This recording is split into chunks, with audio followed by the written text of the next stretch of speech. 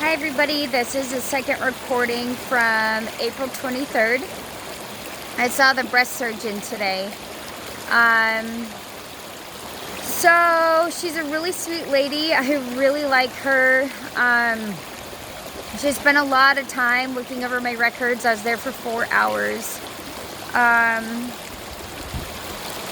So the ultrasound showed that the two growths, the one in the armpit, the one on the side, is probably not lymph nodes. She said the one in the armpit might be a lymph node, but it didn't have some kind of certain characteristic that lymph nodes typically have. I can't remember what she called it, but she also ultrasound this lymph node right here. I'm not sure if you guys can see it on the recording, but it's from here to here. And it's big. That looks really bad on ultrasound.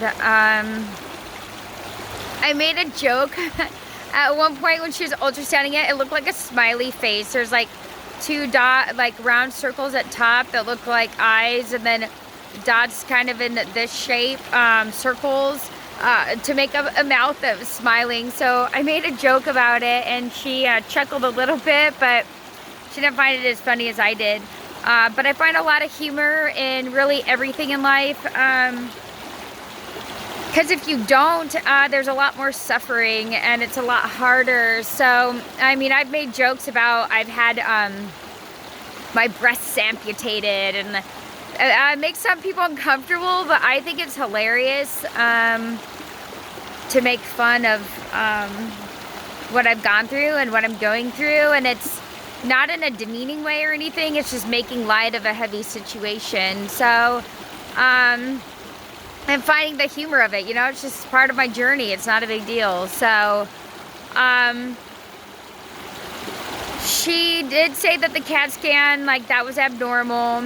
All the, like, stuff on there was, like, concerning.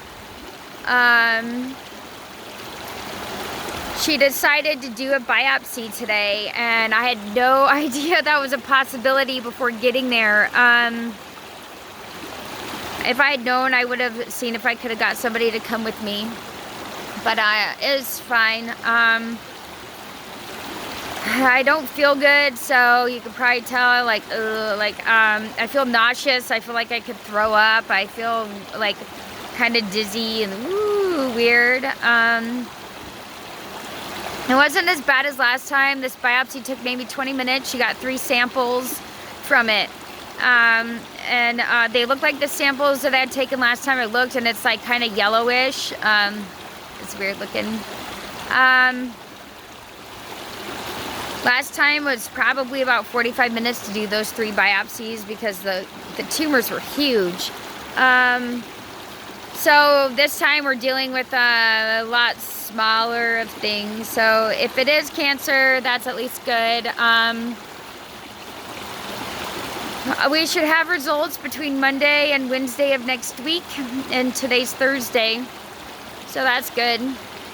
I'm not going to start posting these videos until the results come back from it. If it is positive, the next step will be getting scheduled for a full body PET scan, and that way they'll see if it's stage 4 or 3. They'll also at the same time start getting me set up with an oncologist. So if it's stage 4, surgery is not going to be the way to go.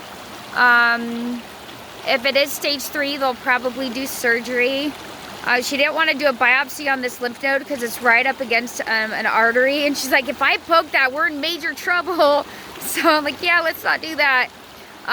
It's pretty much right up against it. You can see it on ultrasound. So that's a little nerve-wracking that it's so close to something so important. But she said during surgery it would be a lot easier to get than doing a biopsy where I'm not asleep. So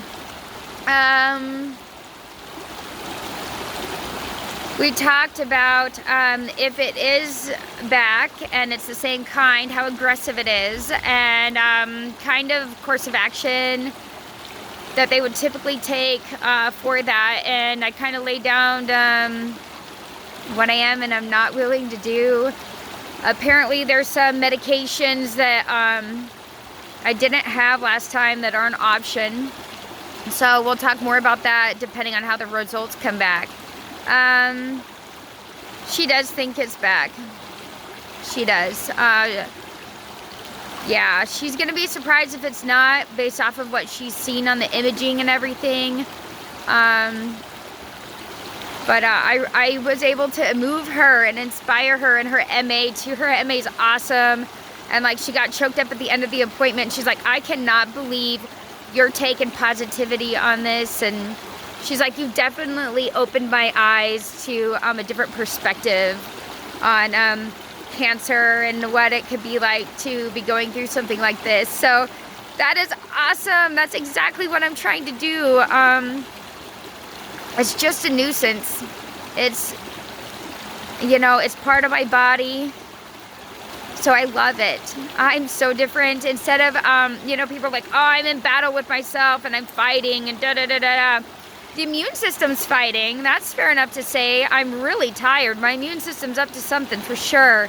But I love myself and I love every cell of my body. I don't care if it's cancerous or non-cancerous. So by loving and accepting that and removing the resistance against it, that gives me the ability to eradicate it quite quickly. So people that battle it, it's like you're in resistance against it, and this can create a longer time you'll be dealing with it, and it's harder for the treatment or whatever it is that you do to work. So attitude is so much of everything in life. I don't care what you're going through, your outlook, your attitude, your gratitude. Like, I've told people before, cancer was the best thing that's ever happened to me, because I used to be pretty vain and attached. I had long, beautiful black hair that I was dyeing it black, and I was really attached to that, and I was attached to having breasts and being this like feminine being, right? And I was very stuck in my meat suit, my avatar, and what that looked like. And now I don't care. It does matter to me to be healthy, and I want to do well and live up to be a really old lady. So that's important. But I no longer care if I'm bald, have long hair, short hair. This is my post-chemo hairstyle, I call it, from last time. I still have hair growing in from last time I did chemo, and the last dose was the day before Thanksgiving 2018. So it takes a while to come back, and I only did 3 doses of 2 very heavy-duty chemotherapy drugs. So I stopped at 3 because I got really sick and could have died, and probably would have died if I did a 4th dose. So I don't know, guys. Please stay positive. Send me your good vibes, prayers, good intentions. You know, I'll keep all of you posted as things kind of come about. Today, I feel like touching base on how I've been feeling. Today I feel pretty numb. Like, I don't have a whole lot of emotion today. I'm not feeling much of anything. I had some anxiousness and nervousness earlier, especially when I found out I was maybe going to have a biopsy or biopsies done today. But it's gone now that the appointment's done and they've done what they're going to do. And now it's waiting. That's one of the least, it's hard. It's hard to be patient when you're waiting to find out such crucial information. I'm excited that I'm going to share this journey in a different way this time, and that I can reach more people.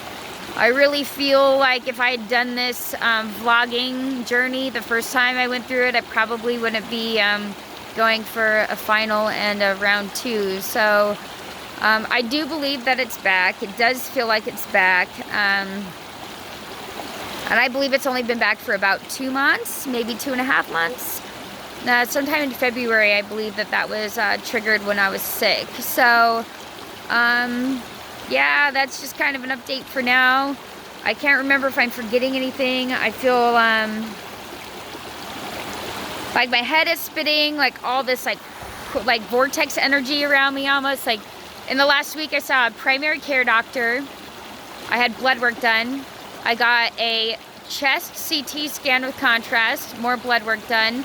I saw a breast surgeon and had an ultrasound and a biopsy, all within a week. So that's pretty intense. That's a lot faster than last time. And yeah, we'll just see what happens next and how things come through and come out of this. And I hope you're all doing well during this pandemic and staying positive and getting ready for life to be better and more nourishing, enriching, fulfilling. So let's start creating that and manifesting that for our new reality. Okay, guys? I love all of you, and I'll touch base soon. Bye.